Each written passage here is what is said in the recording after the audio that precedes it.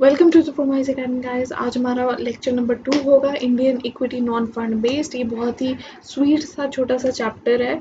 इसको हमने 3 कॉन्सेप्ट्स में डिवाइड किया था। आज हमारा पार्ट 2 है और इसमें हम करेंगे है sweat equity shares. Sweat equity shares का कौन सा डेफिनेशन है, किस सेक्शन में है, उसमें क्या कहा जाता है, वो सब देखते हैं। और फिर से again I like to remind you all, it is a revision video, no concept oriented. मतलब ये पूरा कॉन्सेप्ट ही रहेगा, लेकिन revision, it will be, the speed will be faster than the regular videos. तो इसमें है कि section 2 clause 88 gives the definition of sweat equity. Sweat equity होता क्या है? स्वेट इक्विटी मीन्स, डिफाइन इसका कैसे किया गया है, means any shares issued by the company. ठीक है, इशूड बाय द कंपनी किसको? डायरेक्टर्स या एम्प्लॉइज। क्यों और कैसे? एट अ डिस्काउंट और for consideration other than cash. क्यों दिया जाता है? For providing the technical know how, चलो ठीक है, और for providing any other intellectual properties, और या फिर कोई भी वैल्यू एडिशन किसी भी नाम से आप करो तो उसको कहते हैं सेक्शन 2 क्लॉज 88 में स्वेट इक्विटी शेयर्स। अब वो हो गया। अब हमको ये पता करना है कि डायरेक्टर्स ठीक है, एम्प्लॉयज़ ठीक है, पर ये डायरेक्टर एम्प्लॉयज़ इतना वेग सा टर्म होता है कि उसमें कभी कभी हम कंफ्यूज हो जाते हैं एज ए स्टूडेंट कि इसमें इंडिपेंडेंट आएंगे, इसकी सब्सिडियरी के भी एम्प्लॉयज़ आएंगे कि नहीं। तो इसके लिए हम डेफिनेशन देखेंगे कौन सा, एम्प्लॉयज़ का। और ये एम्प्लॉयज़ का डेफिनेशन है रूल 8 में। रूल 8 किसका? Companies share capital and venture rules. ठीक है, तो आगे बढ़ते हैं। ये पहले तो ये डेफिनेशन देख लो एक बार, स्वेट इक्विटी शेयर्स का। ठीक है, आप सबके सामने एक चार्ट मैंने बनाने की कोशिश की है। आप अगर आपको अच्छा लगे तो आप इसे नोट कर लो। तो एक बार फिर से एक बार रिवाइज कर लेते हैं। 2 clause 88 that is sweat equity shares. पहला तो है कि it means any shares issued by the company, जैसे आप देख रहे हो, issued by the company to its directors और एम्प्लॉयज। ठीक है, कैसे करते हैं? At a discount of consideration other than cash. चलो क्यों करते हैं? For providing the know how, making available the intellectual property rights और वैल्यू एडिशन, या किसी भी नाम से आप उसको करो। ठीक है, अगर आपको अच्छा लगे तो आप इसे पॉज करके देख लो। अब ये हमारा नेक्स्ट क्वेश्चन आता है कि what do you mean by employees, और ये रूल कौन सा है? रूल यहाँ पर आपको लिखने की जरूरत है।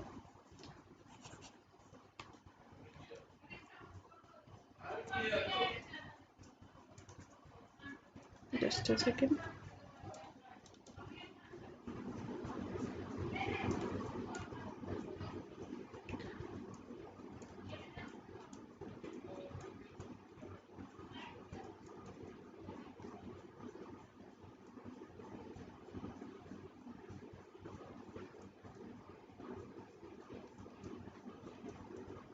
ठीक है, ये इस रूल्स का और हमारा जो मेन कंसर्न रहेगा, 3 बेसिक इसमें प्रोविजंस का जिक्र है इस पूरे मतलब हमारे सेकंड कॉन्सेप्ट सेकंड पार्ट में। वो है, एक तो है सेक्शन 2 क्लॉज 88 डेफिनेशन का, वो हमने देख लिया। एक है रूल का, रूल 8। और कौन सा सेक्शन है जो कंपनीज एक्ट का है, जो हमें इस पूरे प्रोविजन के बारे में बताता है, स्वेट इक्विटी, वो है सेक्शन 54। इस बात को ध्यान रखना। तो एक बार देख लेते हैं एम्प्लॉय डेफिनेशन क्या होता है इस प्रोविजन में। पहला है कि परमानेंट एम्प्लॉय, यहाँ टेम्परेरी या पार्ट टाइम की बात नहीं की गई है, यहाँ परमानेंट एम्प्लॉय की बात की गई है। परमानेंट एम्प्लॉय चाहे वो इंडिया में काम कर रहा हो या बाहर काम कर रहा हो, सबको all are covered in the definition of employee. Second is director of the company. अब आप मुझे आपसे मैं एक सवाल पूछना चाहती हूँ कि डायरेक्टर में क्या वो आएगा? Independent director, whole time director? बिल्कुल सही, इंडिपेंडेंट डायरेक्टर भी आएंगे, होल टाइम डायरेक्टर भी आएंगे। ठीक है, और बाकी सब तरह के डायरेक्टर इसमें, होल टाइम डायरेक्टर और नॉट। एक प्रोविजन आपको अगर ध्यान होगा पहले का पढ़ा हुआ कि इसमें 1 साल का भी कोई क्राइटेरिया था। हाँ वो था, लेकिन अब वो ओमिट हो गया है कंपनीज अमेंडमेंट एक्ट की वजह से। ठीक, 2019 सॉरी 2018 की वजह से। ठीक है, ये सब डेट्स आपको ज़रूरत नहीं है, लेकिन बस जो लेटेस्ट प्रोविजन है आपको पता होना चाहिए। फिर है एम्प्लॉय या डायरेक्टर। मैम अभी तो हमने देखा एम्प्लॉयर डायरेक्टर, हाँ आपने देखा ज़रूर, लेकिन वो सिर्फ हमारी कंपनी की बात की गई। यहाँ बात की गई है सब्सिडियरी की, यहाँ बात की गई होल्डिंग की। होल्डिंग किसकी? इन इन इंडिया। यहाँ इन मतलब इन इंडिया, और यहाँ सब्सिडियरी चाहे वो इन इंडिया हो या आउटसाइड इंडिया हो, दोनों ही। एक बार फिर से देख लेते हैं रूल 8 में क्या बताया गया है। आपको अगर मन करे तो इसे लिख लेना। Employee means a permanent employee, ठीक है, of the company, of the company पर ध्यान देने वाली, of the company working in India और आउटसाइड इंडिया, ठीक है, वो हो गया। Director of the company, whether full time director और नॉट, दोनों ही होगा। और इंडिपेंडेंट डायरेक्टर ध्यान रखने के लिए मैंने बार बार बोल दिया, इंडिपेंडेंट डायरेक्टर आएगा। फिर है एम्प्लॉय या डायरेक्टर, होल्डिंग और सब्सिडियरी आते हैं इसमें, एसोसिएट का जिक्र नहीं है, ध्यान रखने की बात है। सब एसोसिएट एक और चैप्टर में आपको आएगा और उसमें एसोसिएट है एम्प्लॉय के डेफिनेशन में, तो आपको ये चीज़ बार बार रिवाइज करोगे तभी आपको याद रहेगी। एम्प्लॉय और डायरेक्टर ऑफ होल्डिंग सब्सिडियरी, क्या होल्डिंग सब्सिडियरी सबका मतलब इंडिया में हो चाहे बाहर हो, नहीं, होल्डिंग का सिर्फ और सिर्फ इंडिया में, और सब्सिडियरी चाहे कहीं भी हो, इन इंडिया हो आउटसाइड इंडिया हो, फर्क नहीं पड़ेगा। तो ये हो गया, हमने हमारे अब तक क्या देखे, section 2 clause 88, rule 8 and section 54, ये चारों को हमने अभी तक देखा है। अब हम देखेंगे, एक बात बताओ मुझे कि हमारा जो लीगल फ्रेमवर्क है, कौन सा एप्लीकेबल लीगल फ्रेमवर्क है, वो हमें कैसे पता चलेगा। एक बार हम खुद उसको डिराइव करने की कोशिश करते हैं। पहला तो है कि कंपनी लिस्टेड भी हो सकती है या अनलिस्टेड भी हो सकती है, ठीक है। एक तो हम देख लेते हैं लिस्टेड और एक हम देख लेते हैं अनलिस्टेड। अनलिस्टेड पहले पे हम आते हैं, इसमें क्या हो सकता है, इसमें होगा कंपनीज एक्ट के प्रोविजन, सेक्शन 54 एंड रूल 8, ठीक है।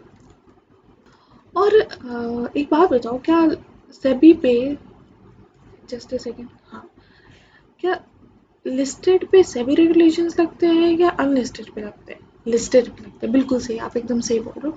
सेबी जो रेगुलेशंस है वो लिस्टेड कंपनीज पे लगते हैं, तो इसमें आ जाएगा स्वेट इक्विटी शेयर्स के जो रेगुलेशंस है, issue of sweat equity share, just a second.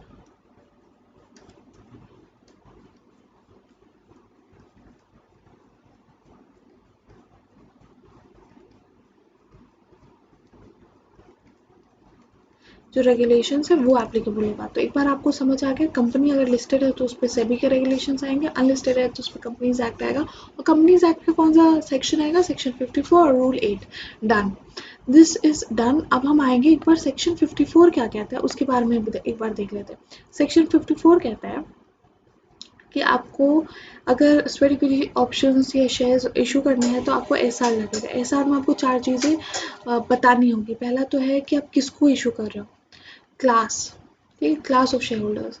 दूसरी बात है कंसिडरेशन क्या लोगे आप, कैश ले रहे हो नॉन कैश ले रहे हो, आपको डिफाइन करना पड़ेगा पहले। फिर है मार्केट प्राइस, ठीक। और लास्ट पॉइंट है कि नंबर ऑफ शेयर्स, मतलब आपको कितने शेयर्स इशू कर रहे हो आप, वो भी आपको बताना होगा। तो ये चार चीज़ें हमें बतानी होगी। और जो 1 ईयर वाला प्रोविजन था कि 1 साल आपका होना चाहिए, वो चीज़ अब ख़त्म हो चुकी है, ठीक है। तो अब ये चीज़ तो हो गया। अब हम एक बार देख लेते हैं अपना रूल 8 में क्या कहता है। एक बार हम ये भी देख लेते हैं हमारा बुक में क्या है, बुक में क्या नहीं है।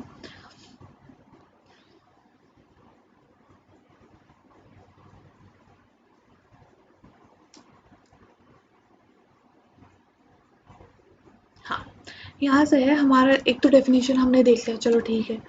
फिर sweat equity shares companies act लगेगा और सेबी लगेगा। सेबी किसके लिए लगेगा, फिर से बताओ, जो लिस्टेड है। और ये कंपनीज एक्ट किस पे लगेगा, जो अनलिस्टेड है। चलो ये भी हो गया। मेरा प्रोविजन जो कंपनीज एक्ट का सेक्शन 54 कहता है, वो क्या कहता है कि हमें एसआर चाहिए। उसमें चार चीज़ें बतानी होगी, number of shares, current market price, consideration और क्लास। स्वेट इक्विटी शेयर्स, ये भी आप देख लेना, the sweat equity shares of the company whose equity shares are listed on recognize stock exchange, और मतलब ये लिस्टेड की बात की गई है। अगर आपका लिस्टेड है तो आपको क्या चीज़ फॉलो करनी होगी। अब इसमें एक क्वेश्चन है, ये क्वेश्चन आ सकता है एग्जाम में, कि क्या whether issue of sweat equity shares can be. तो अच्छा आप मेरे को बताओ, आपने पढ़ा हुआ है कि क्या स्वेट इक्विटी शेयर्स और प्रेफरेंशियल इशू सेम होता है, या sweat equity shares preferential issue के फॉर्म में भी इशू किया जा सकता है।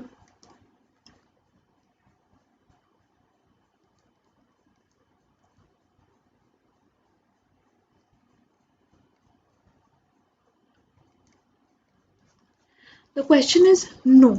ठीक है, ये पहले आपको आंसर दे दिया गया है, it is not a kind of preferential issue. और ये क्वेश्चन एग्जाम में आ सकता है, बहुत अच्छे चांसेस है, क्योंकि बच्चे बहुत ही इसमें कंफ्यूज हो सकते हैं। क्योंकि प्रेफरेंशियल इशू का मतलब क्या होता है कि आप एक सिलेक्टेड ग्रुप को इशू कर रहे हो। ये ICDR में जब हम पढ़ेंगे चैप्टर 1 में, तो उसमें बहुत डिटेल में और उस चीज़ में ये बताया गया है कि sweat equity shares preferential offer के डेफिनेशन से एक्सक्लूड की गई है स्पेसिफिकली। ठीक है, और वो चीज़ नहीं आती है, तो इसलिए हम कहेंगे ये एप्लीकेबल नहीं है। दूसरी बात क्या है कि तो इसकी एप्लीकेबिलिटी क्या है, ये जो रेगुलेशंस है स्वेट इक्विटी वाला, वो issue of sweat equity regulations 2002 किस पे लगेगा, तो हमने पहले देख लिया ये लिस्टेड पे लगेगा। और तब ये पता होना चाहिए हमें कि नॉन एप्लीकेबिलिटी या किस पर नहीं लगेगा। ये उन पर नहीं लगेगा जो उसकी स्वेट इक्विटी शेयर से लिस्ट होना चाहती है। सेक्शन 54 हमने देख लिया डेफिनेशन। ठीक है, SR ये आपको डिटेल में बताया गया है कि total number of shares, current market price, value, names of employees, consideration, price. और ये एक बात है कि ये चीज़ इंक्लूड होगा सेक्शन 197 के अपने मैनेजरियल रेम्यूनरेशन में भी इंक्लूडेड रहता है। DPS पे अंतर क्या होता है, अफेक्ट क्या होता है। Issue of sweat equity shares to promoters, the same shall also be approved by simple majority, मतलब OR चाहिए आपको इशू करने के लिए। Pricing of sweat equity shares, ये पार्ट इम्पोर्टेंट है, इसको मैं एक चार्ट बना देती हूँ, फिर आप देख लेना। ठीक है, तो इसको इस पॉइंट को बेसिकली समझने के लिए आपको थोड़ा इस पे ध्यान देना होगा ज़्यादा, क्योंकि देखो कुछ कुछ टॉपिक्स हर एक चैप्टर में ऐसे होते हैं जहाँ पर क्वेश्चन आने की संभावनाएं ज़्यादा होती है। ऐसे क्वेश्चन कहीं से भी आ सकते हैं। Institute is free to ask question from any part of the book, but कोई कोई कॉन्सेप्ट थोड़े ट्रिकी होते हैं जहाँ चांसेस है कि बच्चे छोड़ कर जा सकते हैं या फिर बच्चे कन्फ्यूज़ हो सकते हैं। ये पॉइंट ऐसा है कि बच्चे कन्फ्यूज़ हो सकते हैं। तो इसमें क्या है, एक तो सबसे पहले ये समझने से पहले रेलेवेंट डेट क्या होता है। रेलेवेंट डेट होता है ना जो ऐसा जिसमें आपने ये चीज़ डिस्कस की कि हमें स्वेट इक्विटी शेयर्स इशू करना है, जिसमें अप्रूवल लिया आपने, उससे 30 दिन पहले का डेट। 30 दिन पहले का डेट मतलब 31 को आपने SR पास किया, तो 30 दिन पहले मतलब 1 तारीख, 1 तारीख भी नहीं, 1 to 30 इज कंप्लीट 30 डेज पहले का डेट आपको एक रेलिवेंट डेट मिल जाएगा। ठीक है, 30 डेज प्रायर।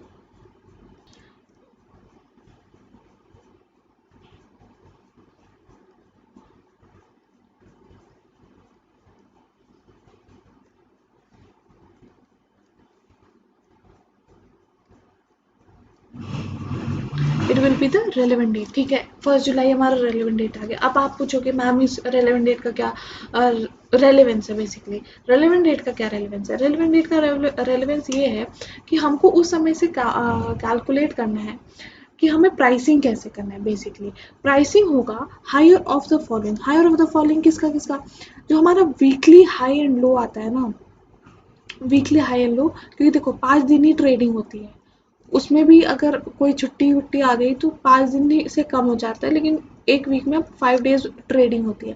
तो हम ये चीज़ लेंगे फॉर लास्ट 6 मंथ्स। ठीक है, उसमें मान लो कि 20 दिन एक महीने में ट्रेडिंग होता है। ठीक है, तो 6 महीने में कितने होंगे, 120 दिन की ट्रेडिंग। उसको आप हाई एंड लो जो उसमें आपके पास वैल्यूज आएंगे हाई एंड लो, उसके एवरेज लो, और फिर उसको किससे कंपेयर करो, high and low of closing prices of 2 weeks. इसमें से जिसका भी हायर वैल्यू आएगा आपको उस पे अपने शेयर्स को प्राइस करना है। ठीक है, एक इसमें ध्यान देने वाली बात क्या है, अगर आपका एक से ज़्यादा स्टॉक एक्सचेंजेस पे लिस्टेड है, कोटेड है, तब आपको उसमें से जहाँ पर भी ट्रेडिंग सबसे ज़्यादा हो रहा है वहाँ उस शेयर का, आपके शेयर्स का, तो आपको उस स्टॉक एक्सचेंज पे लिस्टेड प्राइस को लेना है। लेकिन अगर जहाँ पे आपका लिस्टेड बहुत जगह है, कोटेड एक ही है, तो जहाँ कोटेड है वहाँ ले लो। और अगर आपका शेयर्स कोटेड नहीं है कहीं पर भी, तो उस दिन पर तो आप उससे पहले का दिन ले लो या फिर नेक्स्ट डे ले लो, नेक्स्ट ट्रेडिंग डे ले लो। और रेलेवेंट डेट का हमने मतलब देख लिया, means the date on 30 days prior to the date of general meeting. ठीक है, अभी हमको हमारा नेक्स्ट प्रॉब्लम और नेक्स्ट कंसर्न क्या आता है कि हम अपने जो वैल्यूएशन करवा लें, क्योंकि इंटेलेक्चुअल प्रॉपर्टीज़ का कोई एक मॉनेटरी वैल्यू आपको जानना ज़रूरी है, क्योंकि उसी हिसाब से फिर आप शेयर्स इशू करोगे या फिर उसी हिसाब से आप रिवॉर्ड करोगे अपने एम्प्लॉयज़ को। तो उससे कहा गया है कि मर्चेंट बैंकर से करवा लो। उसके बाद मर्चेंट बैंकर एक्सपर्ट से पूछ सकता है। और मर्चेंट बैंकर जब वो कर लेगा तो उसके बाद एक सर्टिफिकेट लेगा इंडिपेंडेंट सीए से कि हमने ये एक चीज़ किया है वो रेलिवेंट अकाउंटिंग स्टैंडर्ड्स के हिसाब से है कि नहीं। फिर दूसरा है, अगर हमारा नॉन कैश कंसिडरेशन है तो उसको बैलेंस शीट में ले जाओ। लेकिन अगर कैश कंसिडरेशन है तो जो भी अकाउंटिंग स्टैंडर्ड्स कहता है वो करो। ये जनरली क्वेश्चंस आते नहीं है क्योंकि हमारा बेसिक अप्रोच रहता है लॉ का, और ये जनरली थोड़ा प्रैक्टिकल अकाउंटिंग साइड चला जाता है।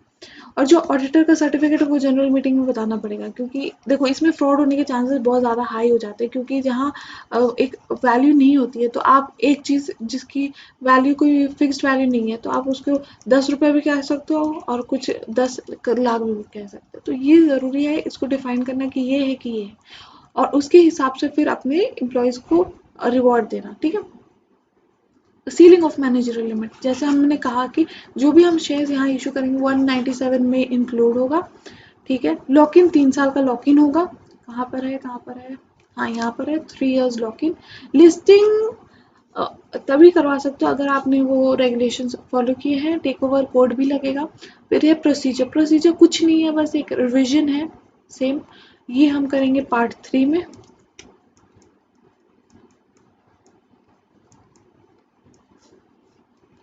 अभी यहाँ हमारी डिस्कशन यहीं तक है।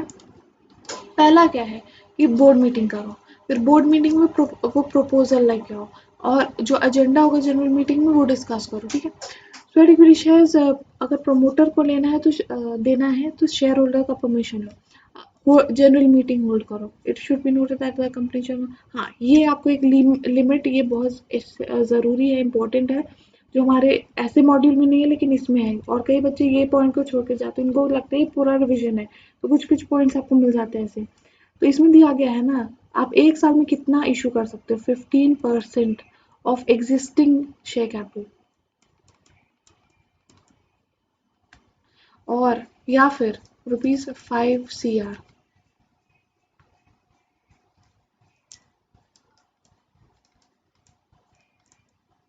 जो भी हायर होगा। ठीक है। या तो आप ये इशू कर सकते हो, या और लेकिन आपका लाइफ टाइम के साथ एक सब्जेक्ट टू लग जाता है कि आप 25% ऑफ पेड अप कैपिटल से ज़्यादा एक अपनी लाइफ टाइम ऑफ कंपनी में इशू नहीं कर सकते। मतलब अगर आपने ये लिमिट ऑलरेडी टच की हुई है तो आप इस साल में ये नहीं कर सकते। लेकिन अगर आपने ये नहीं किया तब आप, जब तक आप यहाँ नहीं पहुँच जाते तब तक आप कर सकते हो जितना भी करना चाहो। फिर है 3 years का लॉक इन हो जाएगा। फिर है जस्टिफिकेशन ऑफ वैल्यूएशन कि आपका वैल्यूएशन कैसे हुआ है रजिस्टर्ड वैल्यू से। फिर है तो अलॉटमेंट होगा 15 दिन में। PS3 फाइल होता है जब भी अलॉटमेंट होता है ROC के पास 30 दिन के अंदर। फिर if the company is listed to apply stock exchange, necessary approval के लिए स्टॉक एक्सचेंज के पास चले जाओ। In case of equity shares by listed company, auditor से सर्टिफिकेट ले लो कि ये मैंने एक कंपनी ने स्वेट इक्विटी लाया है, सही लाया है कि नहीं लाया है, क्योंकि there are chances of fraud, जैसे हमने पहले डिस्कस किया। और लॉक इन 3 साल का होगा, ये तो हमने पहले भी पढ़ा है, ये हम करेंगे पार्ट 3 में discuss. See you in the next videos. Bye bye.